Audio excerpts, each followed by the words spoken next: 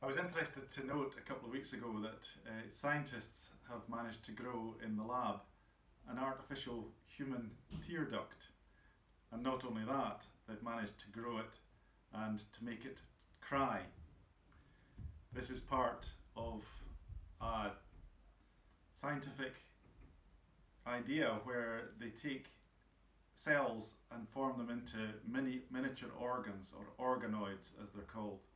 Scientists have been successful in growing miniature hearts, kidneys, and other parts of the body, even miniature brains, perhaps somewhat controversial.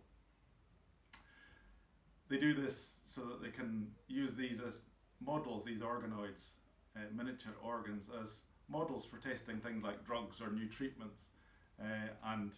So these are real scientific experiments which can benefit people in the future. As I was thinking about this idea of growing artificial tear ducts, it got me thinking about how this idea of weeping and crying is central to what we are as humans. We all, perhaps over these last few weeks in particular, as we've been reflecting on what's happened in the past year during the pandemic, as we've reflected on the challenges that we've all faced, we realise that many tears have been shed as a result of what we as a nation, we as a world have faced because of the pandemic. And particularly at this time of Easter, we think about the times when we have perhaps faced difficult times, times when we have shed tears, when we have wept. Tears are at the heart of the Christian story. We read in the Gospels, in John's Gospel, we read as Jesus in John chapter 11, Jesus is recorded as having wept, John chapter 11 at verse 35, at the grave of Lazarus.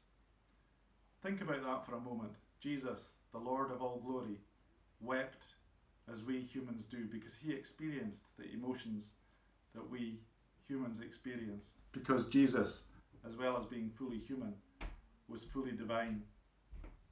And in this Easter week, we think of the trial that Jesus experienced, the time that Jesus went through challenging times and he found himself abandoned by his closest followers. And in Matthew's Gospel and in all of the other Gospels, we read of Peter's denial of Jesus. And at the end of that story, immediately a rooster crowed.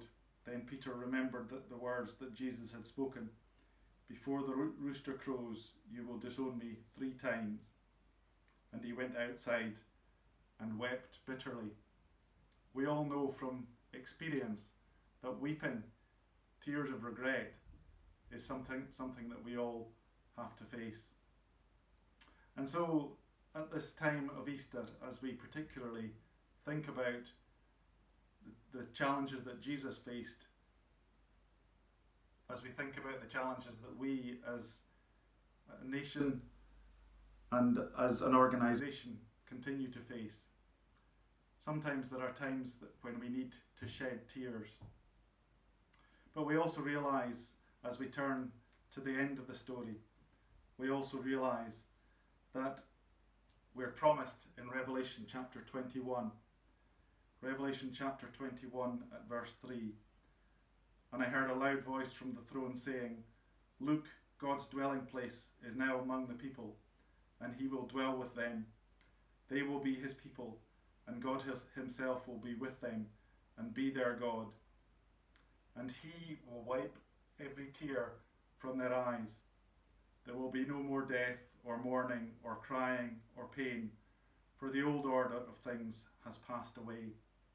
That's an amazing image that the writer brings to us, the idea that God himself will wipe away the tears from the eyes of his people. We give thanks that this is the gospel that we hold on to. And so yes, it is amazing that scientists are able to grow an artificial tear duct and to make it cry, and science sometimes does make us cry.